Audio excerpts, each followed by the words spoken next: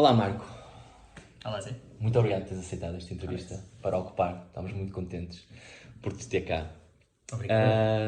A nossa a primeira pergunta que temos para ti é: quem é o Marco? Quem é o Marco? Sou terapeuta ocupacional Certo? e há 10 anos que trabalho com crianças com todo tipo de capacidades e todo tipo de desafios também. E esse tem sido o meu percurso desde que me formei. Sou também pai de duas crianças pequeninas, o Mateus e o Salvador, que têm 3 e 1 ano, respectivamente. E neste momento, em termos profissionais, pelo menos, sou investigador assistente da Universidade Estatal de Colorado, onde estou também a tirar o meu doutoramento. Desde agosto do ano passado, desde agosto de 2020. Está a correr bem? Está a correr bem, muito obrigado. Ainda bem. Sim.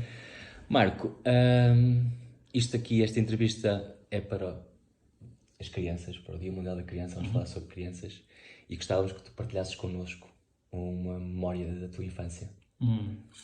Então, a minha infância foi como a tua em Raimonda, certo? Certo. E isso me deixa muito feliz porque eram tempos muito, muito porreiros, com muita... É uma aldeia pequenina, portanto havia sempre liberdade para fazer muitas coisas. Eu lembro-me, eu acho que é das memórias que sempre fica comigo. Eu vivia em casa da minha avó a maior parte do tempo, que foi ela que me criou pela maior parte das horas. Os meus pais estavam a trabalhar e eu lembro-me perfeitamente de sair à rua no final da escola e voltar no final do dia ou para lanchar, ou para jantar, ou porque os meus pais tinham chegado. E eu acho que as memórias que tenho são da tranquilidade e da liberdade que nós tínhamos. Paz e harmonia. Sabes? Tu podias sair e, de uma certa forma, toda a gente sabia onde é que tu estavas. Às 8 tinhas de estar em casa para jantar. Não havia telemóveis para dizer onde é que estamos, e havia uma liberdade que eu acho que faz muita falta hoje em dia. Esta segurança, não sei se era falsa segurança ou se havia mesmo, mas a verdade é que nunca aconteceu nada e que nós tivemos. Sim, é verdade. E eu acho que essa é das coisas que mais me dá gozo de ter crescido em Raimonda e numa aldeia tão pequenina, e havia sempre a oportunidade para fazer alguma coisa que não era certo. Um dia era sair para montar bicicletas com peças que nós tínhamos na garagem, sabes? Ou então irmos descobrir um monte e descobrir novos caminhos para lado nenhum, mas era muito bom. Que bom. Revejo-me em parte nisso, porque também cresci e vivi em Raimonda e é bem verdade. Muito interessante isso que falas da segurança ou a falta de segurança que mudou ao longo destes tempos. Qual é o teu percurso até agora? Como é que começaste? E onde é que estás? E para onde é que queres ir? Certo, disse-te há bocadinho que estou a fazer um doutoramento agora, não é? E esse foi algo que eu não imaginei fazer, não era bem a minha primeira escolha, mas surgiu uma oportunidade ótima. E nós estamos, na verdade, agora com a minha família a mudar-nos para os Estados Unidos, em breve. Mas, como eu disse, eu cresci em Raimonda, andei na escola em Raimonda e fiz o percurso até ao 9º ano, depois 12º ano andei em Santirce. Fiz a universidade no Porto, fiz mestrado também. Só uma pequena parte, terapia ocupacional já estava... Não. Surgiu? No percurso, na minha ideia estava... Eu queria ser jogador de futebol, não é? Hoje em dia somos youtubers. Mas na altura... Exato, hoje em dia são youtubers. Na altura todos os miúdos queriam ser jogadores de futebol. Isso claramente não correu bem, apesar de eu ter jogado futebol muito tempo, no Raimonda, no Moreirense, noutras equipas, mas... Jogámos juntos, é verdade, e foi ótimo. E são outras memórias que eu tenho de infância que são ótimas, mas a terapia ocupacional surgiu quando, no final do 12º, eu estava à procura de alguma coisa para fazer, quando já sabia que o futebol não ia dar. E eu não sabia o que era terapia ocupacional, na verdade, mas o que eu sabia e tinha muito claro na minha ideia era que eu queria trabalhar em saúde, com pessoas, e mais do que pessoas eu queria trabalhar com crianças. Bravo. Isso sempre foi a minha certeza. O que é que eu ia fazer ou como é que eu ia fazer ainda não sabia. Podias ter sido um pediatra. Podia ter sido pediatra, podia ter sido psicólogo ou terapeuta da fala ou professor, mas... E o que é que te apaixonou na terapia ocupacional? Porque é que enverdaste pela terapia? Sabes, quando nós nos candidatamos, em Portugal eu acho que esse é um problema no acesso ao ensino superior, é tu olhas para as notas no acesso. E é quase como tu vais às compras e tens um budget para comprar e dizes, ok, eu não posso ir a esta loja porque ela é muito cara, ou não posso, vou aqui, certo? E no ensino superior é um bocadinho igual. Tens pessoas que têm ótimas notas, então podem escolher de todo o cardápio, porque não interessa a etiqueta e nem o preço. E eu não tinha notas por aí além. Terapia ocupacional dava para entrar perfeitamente. Eu tinha uma média alta, mas não me permitisse escolher tudo. Claro. Eu não sabia o que era terapia ocupacional ao certo, e quando eu entrei, a minha ideia era fisioterapia, na verdade, porque estava muito ligado ao desporto, então podia escolher desporto, atletas de alta competição ou crianças, que eram as minhas duas paixões. E entrei em terapia ocupacional, não entrei em fisio, mas no primeiro ano de terapia ocupacional apaixonei-me por aquilo. Que bom. Foi amor à primeira vista? Foi. Eu acho que todos os meus colegas que entraram, muitos deles entraram sem saber o que era, e quando nós começamos a perceber o potencial da profissão e o que é que tu podes fazer para ajudar as pessoas, é incrível. Será que o meu filho precisa de terapia ocupacional? É uma boa pergunta, porque muitas vezes os pais primeiro nem sabem o que é terapia ocupacional. O que é terapia ocupacional? Certo. E então eu acho que é importante nós começarmos por aí, porque é uma profissão que pode ajudar efetivamente muitas crianças e muitas pessoas. E hoje nem tanto, felizmente essa mentalidade está a mudar, mas geralmente terapia ocupacional era o fim da linha, ou seja, tu tens um problema na tua vida, no teu desenvolvimento, ias para psicologia, para médicos, para psicologia, para terapeutas da fala, para tudo, e depois quando nada resultava, terapia ocupacional. E hoje já não é assim, mas o que nós temos que perceber, a terapia ocupacional atua com qualquer criança, com ou sem incapacidade, com ou sem deficiência, se quisermos chamar-lhe assim, embora seja uma palavra muito forte. Qualquer criança que esteja a ter problemas na sua ocupação, ou no seu dia-a-dia. E então isto pode ser, estão a ter dificuldades na escola, estão a ter dificuldades em adormecer, em comer, na alimentação, dificuldades de comportamento. Então todas essas crianças são candidatas pelo menos para fazer uma avaliação. Então o terapeuta ocupacional depois aí vai-te ajudar. Olha, realmente eu acho que a terapia ocupacional pode ajudar o seu filho, ou não. E se não, há outros caminhos a percorrer. Mas a avaliação eu acho que é sempre, quando há um problema, pelo menos fazer essa avaliação, fazer um despiste, é sempre importante. Claro. Porque ajuda-te a perceber qual é o melhor caminho a tomar. Muito interessante, Marco. Numa altura em que se fala de educação positiva e construtiva, onde ficam os limites da permissividade? É muito interessante esta pergunta. É muito interessante porque nós... Repara, a forma como nós educamos os nossos filhos está a mudar ao longo do tempo. E isso é importante, é causa natural da evolução e daquilo que acontece na vida de todos nós, mas também os tempos mudam e mudam a forma como nós educamos e como nós ensinamos as nossas crianças. A permissividade, repara, quando nós falamos em educação temos sempre pais muito autoritários, há sempre este espectro, não é? Varia de pais que são super autoritários que não deixam as crianças fazerem nada, claro, pais super permissivos que deixam as crianças fazer tudo. E como em tudo, é normal nós encontrarmos um equilíbrio aqui. É importante. É importantíssimo porque nós não podemos ter pais totalmente autoritários, porque isto vai tirar a independência e a autonomia à criança. Se és muito autoritário, o teu filho não sabe como fazer escolhas. E mais do que tudo, não sabe lidar com as consequências das suas escolhas, porque as escolhas são sempre tuas. Se tu decides tudo por ele, ele nunca erra, porque tu vais escolher sempre bem. Vai ser um adulto com fragilidades, Vai ser um adulto que está dependente de outras pessoas para tomar decisões. Que outras pessoas façam por ele. Que outras pessoas decidam o que ele pode fazer. Que outras pessoas, muitas vezes, levem com as suas consequências. E então, a questão do autoritário é que tolda um bocadinho a liberdade das crianças. E nós não queremos isso. Depois há outro espectro, o 80 desta equação, que é quando há liberdade a mais. E a liberdade a mais, muitas vezes, é confundida, a permissividade é confundida com falta de autoridade, e não tem que ser. Isso discute-se muito hoje em dia, até onde é que podes ir. Certo, e há muitas coisas, depois há muita confusão, não é? As pessoas dizem que ser permissivo é também nunca dizer não, certo? E isso não pode acontecer no desenvolvimento. Tem que haver momentos em que tu tens que dizer não ao teu filho, porque se nós pensarmos disto do ponto de vista muito animal, qualquer cria precisa que o pai ou com a mãe, que o progenitor diga não podes ir para aí que vais cair abaixo do penhasco. Então nós, que somos seres humanos, não somos animais irracionais como aqueles que vemos na BBC, precisamos que os nossos pais, que as pessoas mais velhas, que as pessoas que estão cá há mais tempo e que veem outros problemas onde nós não vemos, consigamos manter o... Não.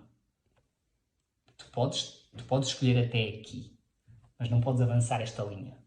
E isto é a liberdade que tu tens. É sempre uma liberdade um bocadinho condicionada, mas que permite à criança fazer escolhas, errar quando tem que ser e lidar com as suas consequências sem se pôr num perigo muito grande. Então, muitas vezes a permissividade leva a que as crianças, como não têm qualquer baliza, qualquer limite, façam escolhas a torto e a direito e nem sequer sintam a responsabilidade das suas escolhas, porque... Também não têm a noção das escolhas que estão a tomar, ou se calhar... E como eu posso fazer tudo, eu escolho faltar às aulas, mas depois escolho também não passar o dia todo no YouTube e depois não arrumo o quarto, ou depois não estou com os meus amigos e depois isto é uma bola de neve. Eu não sinto as consequências porque estou sempre de escolha em escolha. Não há momento para parar. Não há um limite. E isso acaba por ser problemático mesmo mais à frente. O que é que tu aconselhas? Qual é a melhor ferramenta para que esta permissividade tenha um equilíbrio, uma harmonia na interação entre pais e filhos? Acho que, em primeiro lugar, é preciso respeitar a criança. Okay. É respeitá-la não como alguém que... ou seja, quando tu tens uma criança, tens uma pessoa que tem ideias próprias e vontade própria. E não é só porque é teu filho que as ideias dele são as tuas. Certo? Tu não as podes impor. E então, isso é importante. Mas é importante porque nós vivemos numa família e numa sociedade em que as regras sejam muito claras. As regras não têm que ser só para impedir as crianças de fazer coisa. É para saber até onde é que tu podes ir. Tu sabes que não te podes atirar de uma janela porque não voas. Essa é a regra. Não és pássaro.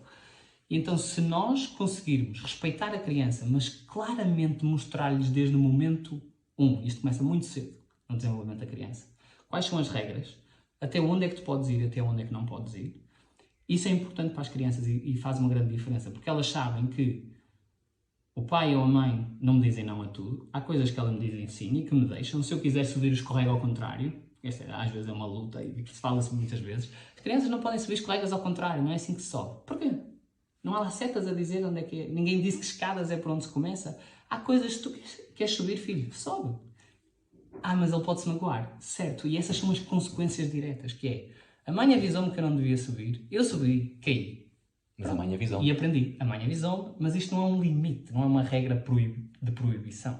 Há outras regras de proibição, como não podes atirar a comida. Há limites. É aqui é que temos que encontrar a... E eu acho que o importante primeiro é nós respeitarmos a criança como um ser individual, mas depois conhecermos bem qual é que é o teu limite.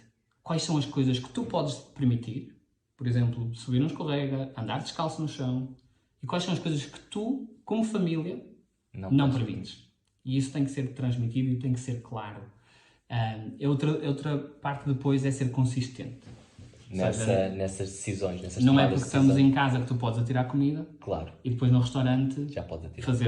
fazer-te um filme porque não podes atirar. Temos de ser coerentes na forma como... A consistência. Eu aqui uma parte lembro perfeitamente quando eu fui pai há 7 anos e na altura falei contigo isto que tinha que ver com as birras e tu disseste-me, é desde o início. Certo. Porque hoje tu aguentas uma birra de 5 minutos, amanhã não vais aguentar e vais ceder. E ele vai perceber, pronto, se eu berrar durante 5 minutos, eu vou obter aquilo que eu quero. Portanto, é nunca ceder ou tentar encontrar um equilíbrio. E mais do que ceder ou não ceder, é explicar àquela criança o que é uma birra. É uma criança que está frustrada porque quer um chupa e tu não lhe dás, ou porque quer brincar mais e não pode. Tu tens as tuas razões, quero ir embora, precisamos de ir embora, não tenho dinheiro comigo para te dar um chupa, ou o chupa faz-te mal.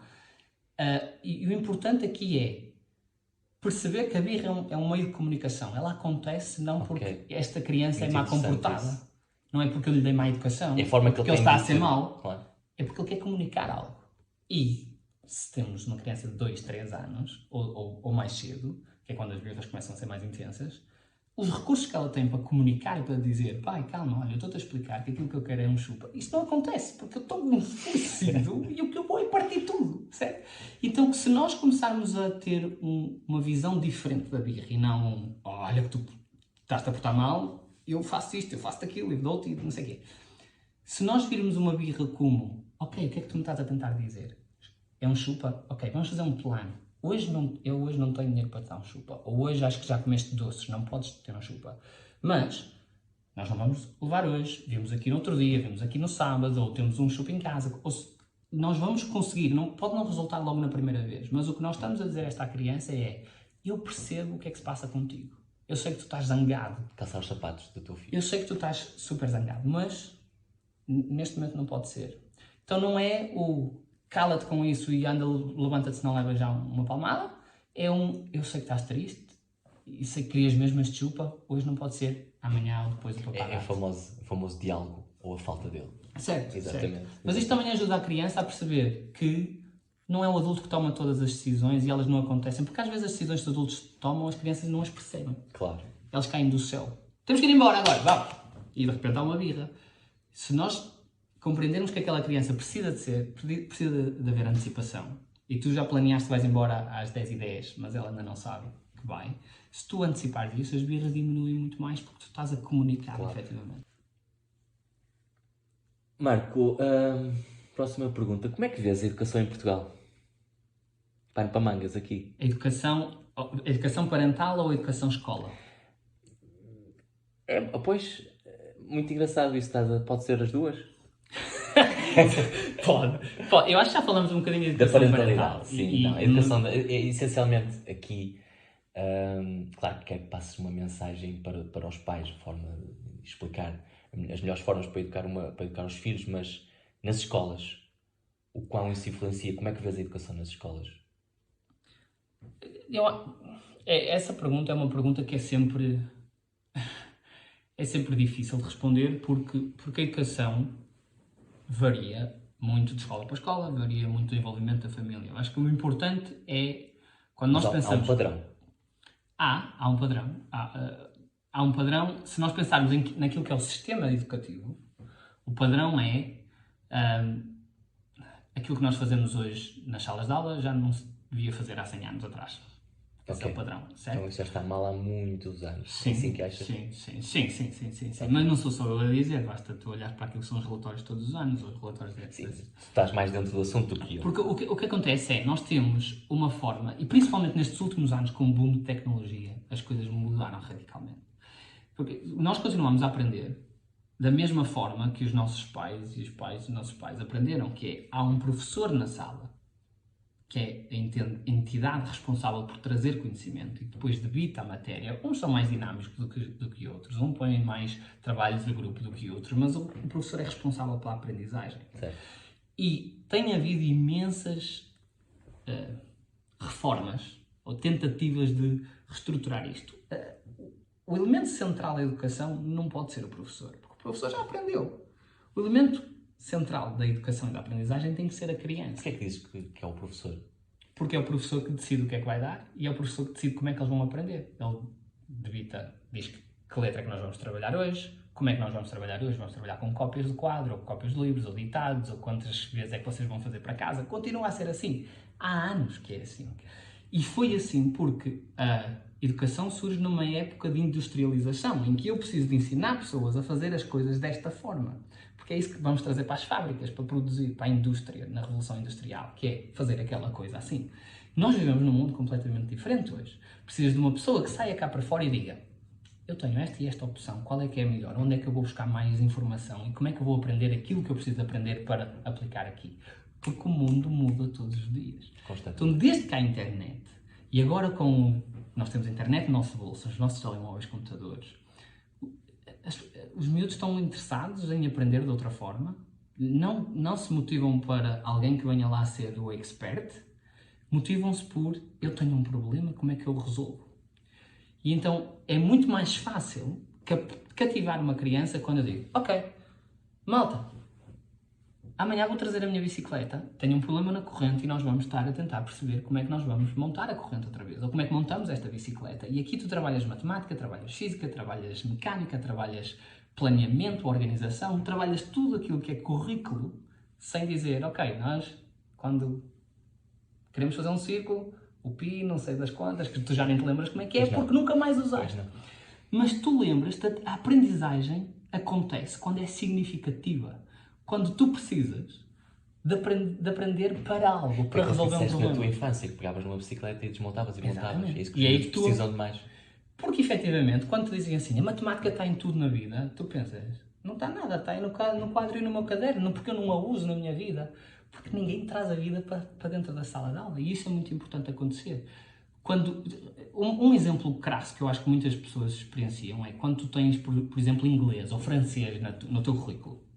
Tens que aprender os verbos, a gramática, praticas, lês em voz alta, certo? E depois chegas à tua vida profissional, precisas de mandar um e-mail em inglês ou precisas de falar em inglês e já não sabes do que aprendeste. Esqueceste completamente. Isso aconteceu comigo. Hoje sei falar inglês, não porque aquilo que aprendi na escola. Porquê é que sabes falar inglês hoje? Porque precisei de falar porque inglês. Porque tiveste e captei a minha atenção para isso. Estavas lá, precisavas de resolver aquele problema, que é como é que eu comunico com esta malta, meus colegas de trabalho, como é que vamos até Londres e como é que eu peço um café em inglês. E então tu tens que saber aquela gramática, aqueles verbos, tu precisas de sabê-los para usá-los efetivamente e não para ficarem lá armazenados na tua memória. Mas não fugindo aqui muito da questão, tu achas que em vez de ser o professor a ditar o que vai ser feito ou dado na aula, claro que o professor tem sempre que ser...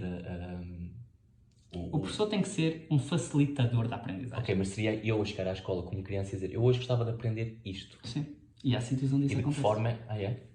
A Escola da Ponte, por exemplo, em Santo Mãe de Grelos, ou Vila Nova das Artes, não sei onde é que eles estão agora,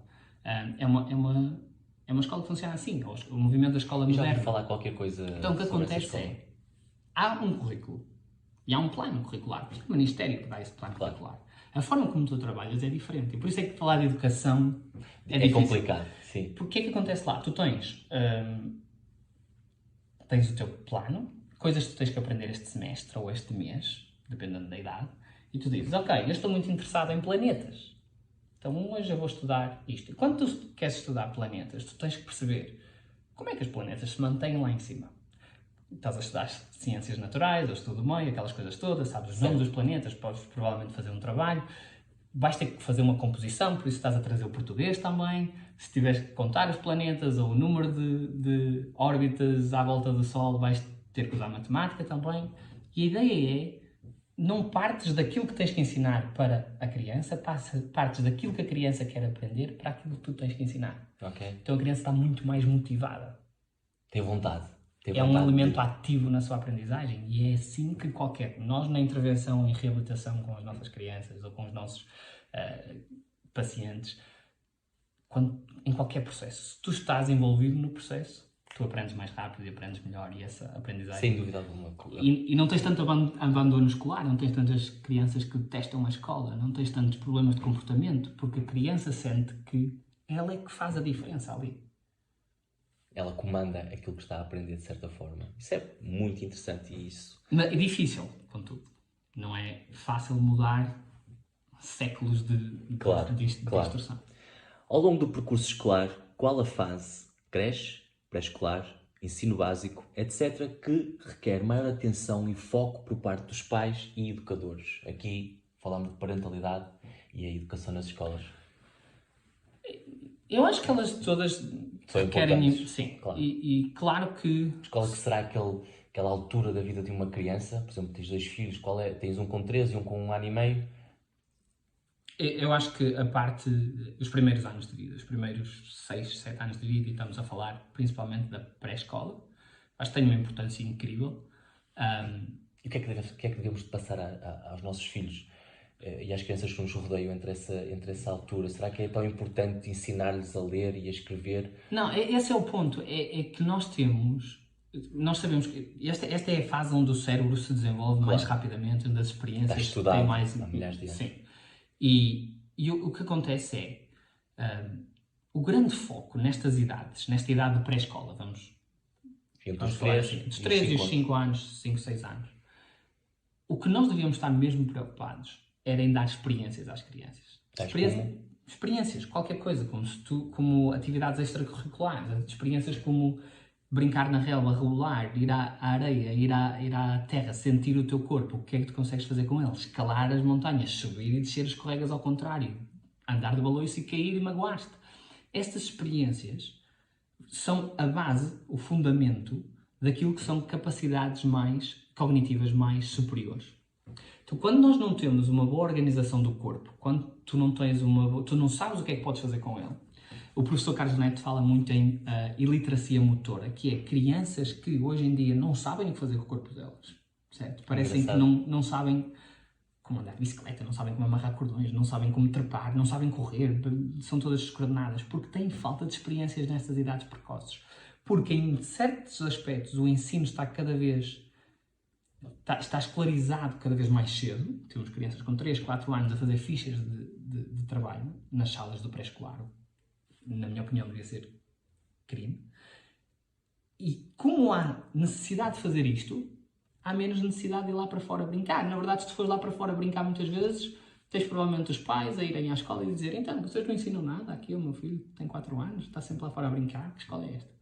E muitas vezes, eu trabalhei com muitas escolas ao longo do meu percurso, o problema das escolas é muito este. Se eu os puser lá fora, primeiro eles magoam-se. Okay. E segundo, os pais vêm exigir que eles trabalhem mais e que façam fichas para levar uma capa deste tamanho. E porquê que achas que isso acontece? Porque as pessoas têm a ideia de que quanto mais trabalho a criança fizer e mais cedo, mais inteligente ela, mais sucesso ela vai ter. E que está completamente...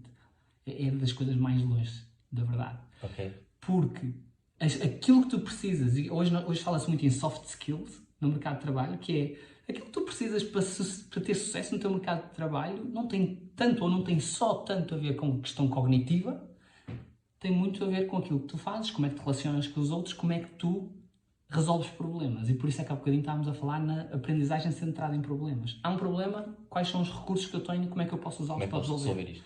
E isto aprendes com experiência. Aprendes a construir coisas quando a tua bicicleta se desmonta e tu vais ter que roubar ferramentas ao teu pai meio escondido para montá-la outra vez. Exatamente. Isso dá-te skills que a escola não te ensina. E eu acho que nós estamos a trazer esta escolarização cedo demais. E tem outros problemas, que é, neurologicamente, as crianças ainda não estão preparadas para pegar num lápis e sentarem-se durante 30 minutos para escrever. Esse é outra luta. Pois, mas isso acontece desde E acontece cada vez mais. Claro. Porque o ensino básico está mais cheio em termos de matéria. Os professores queixam-se todos os dias que a matéria que têm que dar é incrivelmente... É demasiado para o tempo que têm.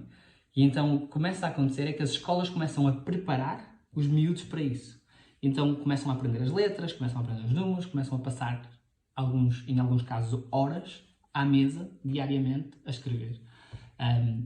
Esses miúdos normalmente depois, e muitas dessas crianças, não em todas obviamente, porque as crianças adaptam-se imensamente, mas eu tenho muitas crianças que foram parar a intervenção porque a escola para eles começou cedo demais. Um burnout. Sim, e crianças que não estão preparadas para pegar um lápis, crianças que não estão preparadas para dedicar atenção à tarefa como a escola exige. E esta pergunta seguinte tem que ver com a última pergunta que eu te fiz. Como especialista na área de educação e intervenção com crianças, que conselhos deixarias aos pais e outros agentes educativos para os tornarem mais pessoas e menos resultados? Porque é aquilo um bocado que estás a falar, né? Estamos em busca de resultados rápidos. As crianças têm que saber ler, têm que saber escrever, têm que saber inglês, têm que saber matemática, têm que saber tudo, mas cada vez somos menos humanos. Que conselhos é que darias às pessoas que nos ouvem? Pais e educadores?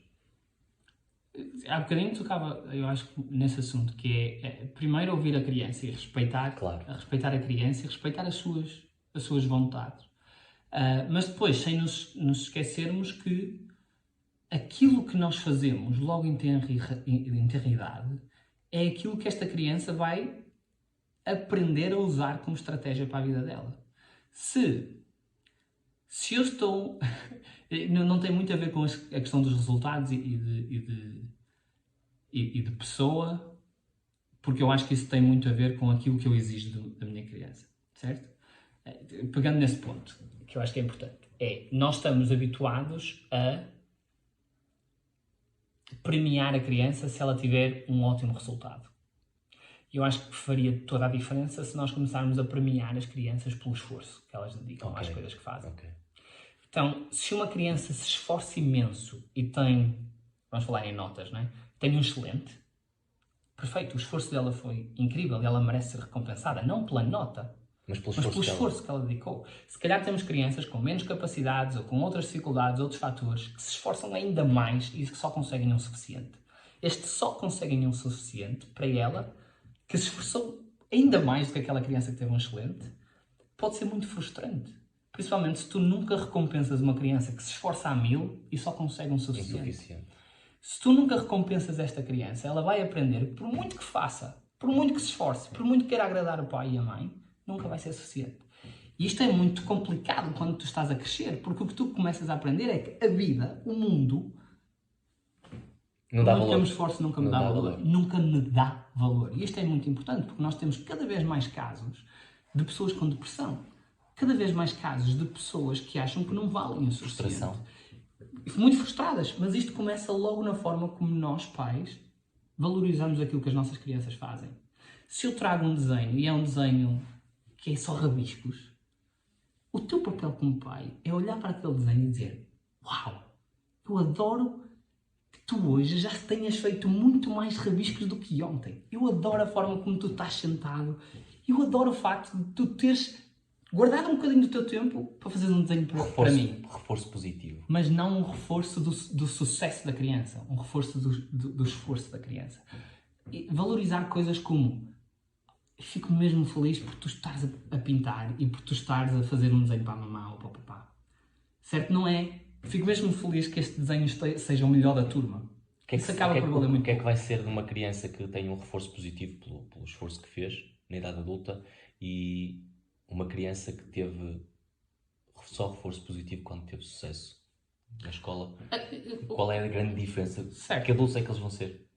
Vão ser adultos que vão procurar sucesso como recompensa. Nós temos um sistema de recompensa no nosso cérebro que é alimentado sempre que tu me dás um reboçado, ou me dás dinheiro, claro. ou quando tu dizes parabéns, está um ótimo trabalho. Nós precisamos dessa recompensa. E isso é importante. Isso é importantíssimo.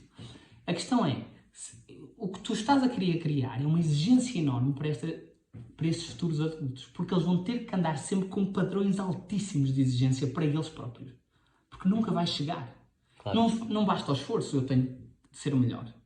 E se não for melhor, e às vezes nós temos imensas crianças, cada vez mais cedo, que estão medicadas em sala de aula, porque... Disseste medicadas? Medicadas. E com medicação daquela séria, não é? E este eu acho que é um problema imenso, muito associado à educação, que muitos médicos têm alertado para esse assunto, que é o nível de crescimento incrível que medicação para a atenção, para a concentração e para a agitação tem Não fazia ideia que se estejam a medicar crianças. Somos os países que mais medicamos. Portugal? A sério? Porque... Quem é a culpa? É todos nós. De pais que exigem demasiado, exatamente o que nós estamos aqui a fazer. Tu tens que ser o melhor, então, de pais que, porque têm vidas muito aceleradas, e isto é a sociedade, porque tu agora não tens malta que trabalha até às 3 ou até às 4, e que tens malta que trabalha até às 6, 8, 9 horas da noite. Então, há menos tempo para as crianças, há menos tempo para eles brincarem cá fora. Nós começámos logo a dizer isso no início, não é? Sim. Deixas o teu filho a brincar na rua, hoje em dia não deixas. Não deixas. E então, há crianças que precisam desse movimento, que se não têm esse movimento, porque hoje em dia o ritmo natural de uma criança é: entra na escola de manhã, os pais vão buscá-la ao final da tarde, levam para a sala de estudo, ela sai da aula de estudo, vai para aprender violino, matemática ou o que seja, depois vai para casa fazer os trabalhos de casa às vezes, ou se calhar anda no jogo de futebol, que não faça. E depois dormir para acordar no dia a seguir. Ainda bem que tocas nesse assunto, porque a próxima pergunta é: que impacto, ou qual o impacto da sobrecarga de horários na rotina das crianças? Que é o que estás a dizer: sai da escola, vai para um ATL, ou vai aprender música, ou vai aprender inglês. Os miúdos estão constantemente, na minha opinião, entre 4 paredes. Não saem muito à rua, não se divertem, não são crianças. Têm muita responsabilidade. Sim, e mais do que isso, há muito pouco tempo no dia de uma criança para ela escolher o que quer fazer. Qual é o impacto? Para ela ser livre. O impacto é tremendo. Para termos uma noção, isto não acontece só em Portugal, mas para termos uma noção, nos Estados Unidos, a Academia de Pediatras, a Academia Americana de Pediatras, aconselhou todos os médicos, todos os pediátricos dos Estados Unidos a prescreverem para quando temos pais que vêm pedir medicação para os seus filhos, porque eles não se concentram, porque eles não sei querem. O que eles começaram a perceber foi: muitas destas crianças não têm problemas de concentração, estas crianças estão deprimidas. Uau! Então o que eles começaram a aconselhar os médicos da ordem a prescrever é brincar. A pôr no receituário brincar. Esta criança precisa brincar. E isto o que é que nos diz? Diz-nos que nós estamos a tirar tudo o que é oportunidade para uma criança brincar livremente. Porque brincar não é jogar a bola no treino, sabes? Isso não é brincar, isso é uma responsabilidade. Isso é responsabilidade. Tu vais treinar, tu vais ter que aprender, tens que respeitar as regras. Brincar é, ok, está aqui este monte, este jardim, faz o que quiseres. Suja-te, direto. Então, isto começa logo nas escolas, porque os recreios são cada vez mais reduzidos. Se tens uma criança que não consegue atingir o sucesso, o recreio de almoço dela, que devia ser 1h30, 2 horas normalmente, é só de meia hora, porque o resto ele está com o psicólogo ou com a professora em sala de apoio ao estudo, e então tu estás a reduzir estas oportunidades para as crianças se mexerem, para as crianças brincarem, e estás a compactar esta criança com horas e horas e horas de trabalho. E houve estudos muito recentes que comparavam o horário de um adulto em trabalho e o horário de uma criança na sala de aula. As crianças trabalham mais horas do que adultos. As crianças têm menos... O professor Carlos Leite é um ótimo defensor disto. As crianças têm menos horas ao ar livre do que os reclusos, do que os prisioneiros no nosso país. Isto é um problema enorme, porque a maior parte das doenças ou condições do século XXI são obesidade, depressão, e estão todas associadas ao baixo nível de atividade física e ao baixo nível de outras atividades que não sejam laborais, que não sejam trabalho. Claro.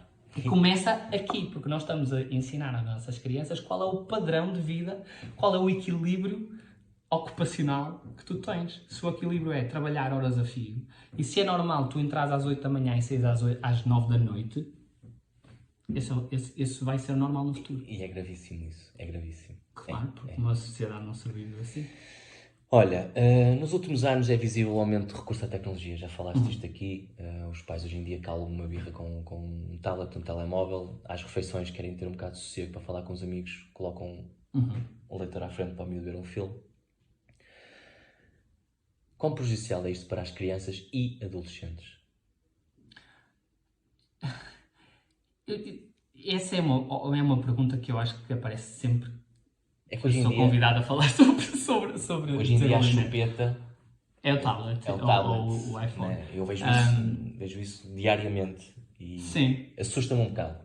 Sim, eu acho que vem culminar naquilo que nós vamos falando aqui, que é... primeiro, nós temos crianças que já nascem com essa aptidão, não é? Já nascem a saber mexer nestas coisas, é natural para eles.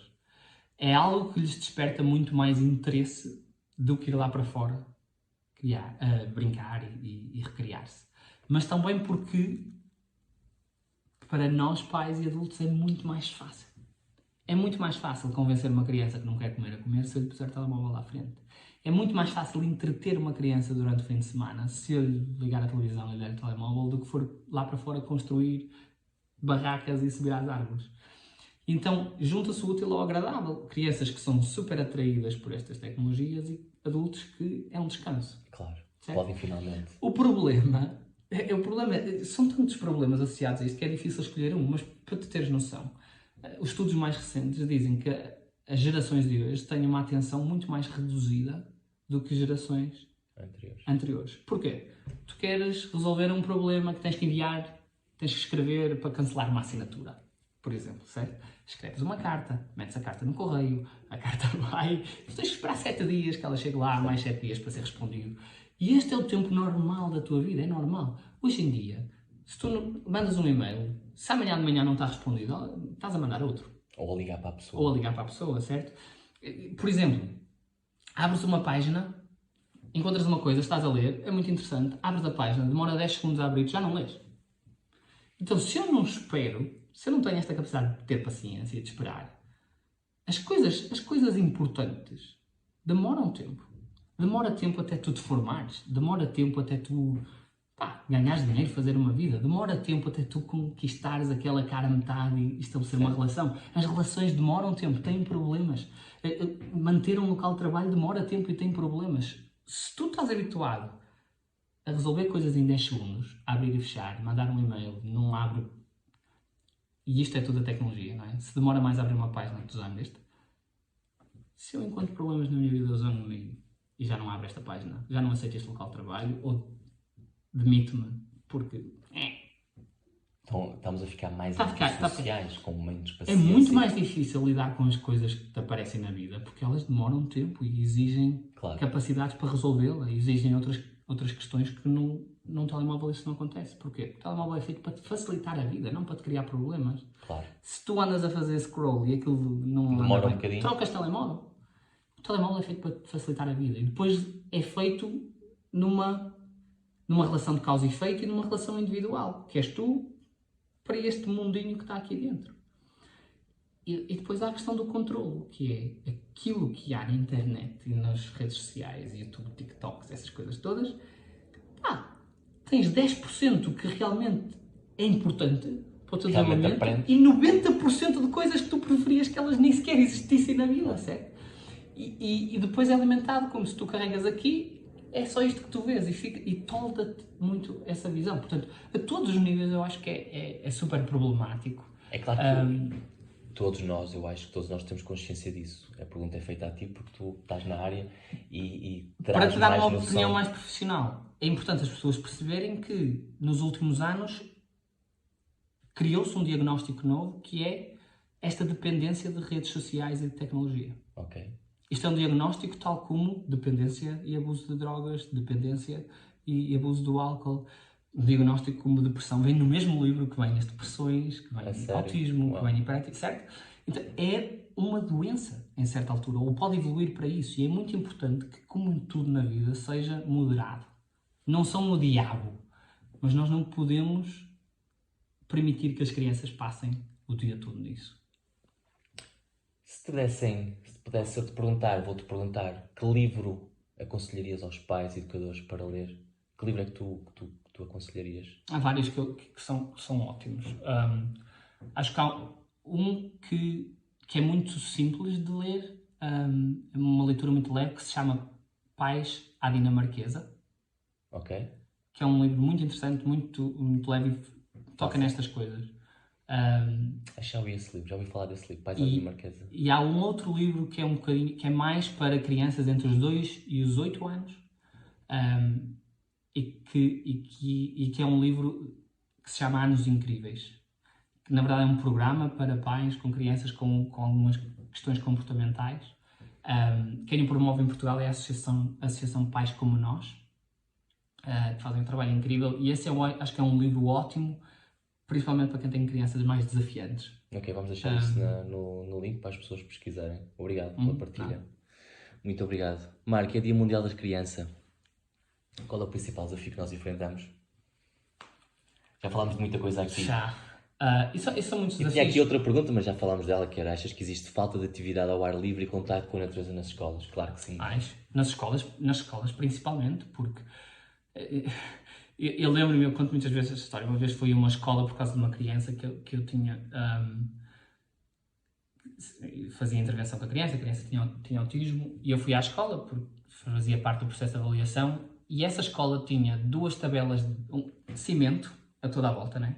2 tabelas de basquetebol gigantes. Eu não conseguia chegar ao sexto, então estamos a falar de crianças dos 6 aos 10, portanto, se eu não conseguia, imaginei. 2 balizas que não tinham rede, não tinham nada, só aqueles 2 postos ao alto e uma trave. E era isto. E a escola era onde? Isso não interessa. Ok. Desculpa, eu sei que tinhas dito, eu não estava a lembrar. Mas as oportunidades, o que é que eles fazem lá? Correm. Jogam a bola, não porque não se pode trazer a bola para a escola, porque senão parte os vidros. Ok? Uau. É uma escola cinzenta e branca, onde tens crianças. E é triste, é mesmo triste olhar para uma escola cinzenta e branca. É mesmo triste. Devia ser de todas as cores imaginárias. E tu olhas para o outro lado da rua. Eu ia com uma terapeuta da fala nesse dia. E tens um talho. Isto é ridículo. Mas tens um talho todo às cores. Sabes? Para chamar os clientes. Para cativar a atenção. Isso todas as cores.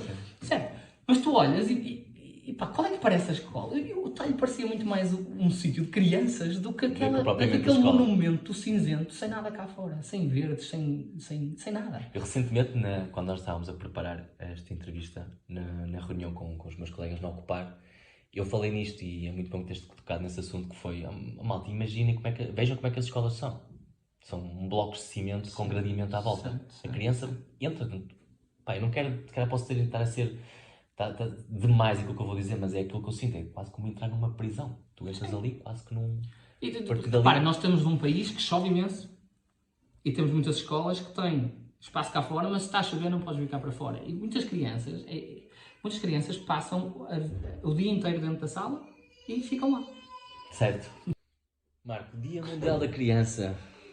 Qual é o principal desafio que temos pela frente? Acho que o grande desafio é um desafio de mentalidade, eu acho, que é tentarmos transformar a nossa sociedade numa sociedade que respeita mais as crianças. Okay. Isso ainda não acontece. E passa pela escola, passa por estas questões que nós estivemos a falar sobre a liberdade que eles têm que ter, mas é uma liberdade cautelada, e passa também por criarmos as condições para que isso exista, não é? Criarmos as condições para que os parques sejam algo que vale a pena ir, que os parques públicos, aqueles que têm infantis, e eu acho que muitas vezes tomam-se decisões em nome das crianças sem sequer consultar as crianças. Exatamente. Isso não devia acontecer. Exatamente. E eu acho que há muita coisa em que, em termos estruturais, em termos de sociedade, nós temos que mudar, mas começa em cada casa, em cada família. Começa com o facto de eu não dizer não sem dar uma explicação e eu respeitar a criança e ouvi-la e não só esperar que ela faça isso comigo. Claro. Porque se eu não faço, não vou ter em troca. Nós somos um modelo sempre para as crianças. Então esse modelo é importante. E temos agora aqui uma criança a entrar, o menino Mateus. O quê? Ok.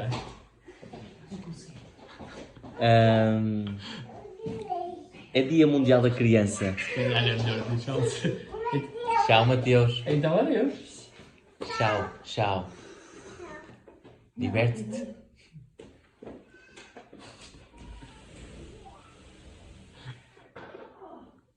Neste Dia Mundial da Criança, que mensagem queres deixar para todas as crianças? Primeiras de Raimundo, não te esqueças. Sempre. A mensagem que eu gostava de deixar às crianças. Se elas vão estar-te a ouvir, o que é que gostavas de lhes dizer? Olhas-nos nos olhos e dizes...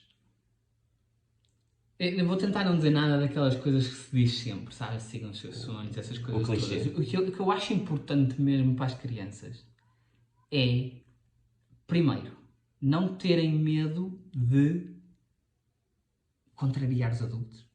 Às vezes. Isso é importante, porque os adultos são, às vezes, demasiado defensores. Não tenham medo de experimentar coisas diferentes. Sabes? Quando dizem, não sou para arranjar problemas para ti. Então, mas é importante. Pá, e no outro dia estávamos num escorrega, num parque, e se calhar por isso é que estou a falar tanto de escorrega, porque tinha o Mateus a subir, e claro, o Salvador que tem 1 ano vai atrás do irmão e tudo que ele faça, então estavam os dois a subir o escorrega ao contrário. E veio uma menina que estava lá a brincar na zona e veio imitá-los e fez a mesma coisa. E a avó veio atrás da menina dizer logo, não sobe assim, quase como se ela estivesse a fazer um crime, quase que... Às vezes dizemos, olha que vem a polícia e... Não é? Então, estas são as coisas que nós temos que deixar as crianças decidirem por elas e assumirem as consequências. Se eu subir ao contrário e alguém vier e deitar-me abaixo, eu vou perceber muito rapidamente que não posso subir, pelo menos enquanto alguém estiver ali, certo? E claro que nós dizemos, se alguém a subir, não podes vir agora, vais quando não tiver ninguém. Mas estas coisas são as coisas onde não é criminoso se uma criança subir o escorrega ao contrário. Não é criminoso se uma criança tirar os sapatos e andar descalço. Não é criminoso. E isso é importante porque traz, de uma forma segura, experiências que contrariam o papel do adulto, aquele papel de eu tenho a razão toda do mundo, porque não tens. É importante passar isto às crianças. E é importante as crianças perceberem isto. Se isto é para as crianças verem mais tarde, é importante perceber que os adultos não têm a razão toda do mundo. Não têm, nunca vão ter. E então tu tens que tomar as tuas decisões, mas tens que saber lidar com as consequências das tuas decisões. E eu acho que esta é a maior capacidade que tu tens para lidar na tua vida. Se tu decides faltar às aulas, tens que lidar com as consequências de não ter ido às aulas. Provavelmente vais ter dificuldades no teste. Claro. Provavelmente vais ter dificuldades, certo? Se decides faltar ao emprego, vais receber menos ao final do mês. Corres o risco de ser despedido. Claro. Mas tu não precisas de chegar a adulto para ter estas experiências, porque elas aí vão doer a sério. Protegemos demasiado as crianças. Certo. E então, se nós conseguirmos liberar as crianças para tomarem decisões e lidar com as suas consequências, isso vai ser a melhor prenda que nós lhes podemos dar e a melhor capacidade que estamos a construir. The last but not the least, a tua criança interior. Como é que ela está? Feliz? Ela está sempre ativa. porque eu, no outro dia, comprei um daqueles papagaios enormes, um kite, para lançar. Certo, e eu tento sempre fazer isto porque eu acho que me mantém mesmo vivo, que é não estagnar. E em coisas tão simples como, nunca lancei um papagaio. Eu tinha 30 anos e nunca tinha lançado um papagaio. Eu já tinha lançado. Aliás, eu construía papagaios com jornal e... Certo. As canas dos foguetes. Exatamente, e a gente usava uma pasta e construía os papagaios. E eu acho que não é cedo, nem tarde, nem nunca é tarde para tu fazeres uma coisa que gostas, não é? Aprendi a surfar aos 20 e tal, e aprendi a lançar papagaios aos 30. E há coisas que eu quero fazer e que se calhar podia tê-los feito na minha infância, que não houve oportunidade para isso. Mas não temos que matar a criança que está dentro de nós. Devemos até de a chamar mais vezes cá para fora. Há uma frase que eu adoro, que é uma frase que vem num livro, eu penso que é de Robin Sharma, que diz: há pessoas que morrem aos 30 e só são enterradas aos 80. E eu acho que para isso não acontecer, tu tens que alimentar a tua criança. O que é que te dá gozo? E isso é no trabalho, como na vida pessoal, ou no lazer. O que é que me dá gozo? E eu vejo pessoas que começam a correr, começam a andar de bicicleta aos 30, 40 e começam a ir às danças, por exemplo. Isso é tudo alimentar a tua criança interior. É alimentar aquilo que te dá prazer. Na parte da infância é sempre aquela altura em que tu não tens tantas responsabilidades e que podes explorar isso ao máximo. Marco, muito obrigado. Foi Ora é essa, mano. Obrigado. Um prazer, mesmo. E parabéns pelo trabalho no Ocupar. És responsável por isso. Muito obrigado. Ainda bem. Muito obrigado. Em nome de todos os colegas do Ocupar, a Célia, o Tiago, a Cláudia e a Ana, muito obrigado pela tua entrevista. Obrigado. Pelo teu feedback e espero ver-te mais vezes por Raimonda e ajudar a Ocupar. Claro, tá bem? Claro, um grande abraço. Um abraço, obrigadíssimo.